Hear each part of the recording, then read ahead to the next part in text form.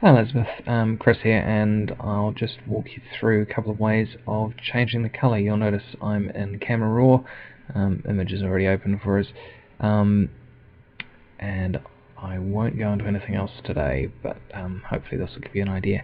So if you're up the top here, grab your adjustment brush, which is a shortcut key K, click on the colour square and then select your colour.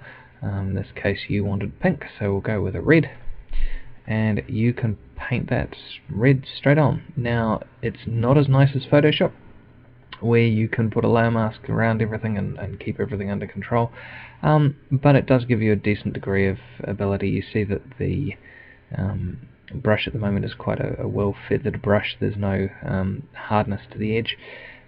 What you can do if you want that hardness is change your feather settings, reduce it right down, and that will pretty much give you a circle which you can then change the size of.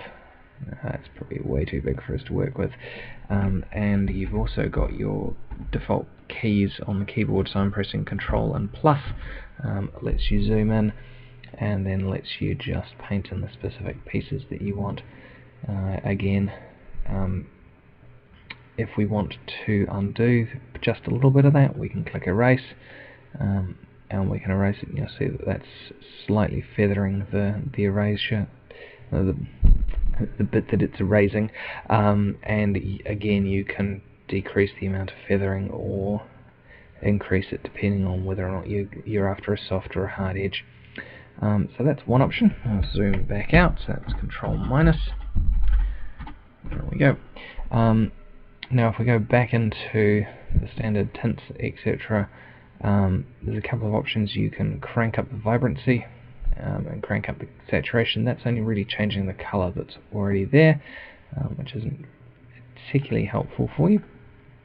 But what we can do is go into grayscale. We can put to grayscale to start with. Now you note the brush adjustment that we've put on there is still staying there, but what you can do is go back into selective toning, and we can actually put in a red hue there. Now if we want to get rid of that selective adjustment brush, you can actually just select that point, hit delete, and it will get rid of all of it, and that's probably a bit easier to actually see what's going on with the split toning. Just bringing the red up on all of the bright light areas. You can then bring in blue to the dark areas. So if I crank the saturation up really high on both of them, it can actually give you quite a cool effect.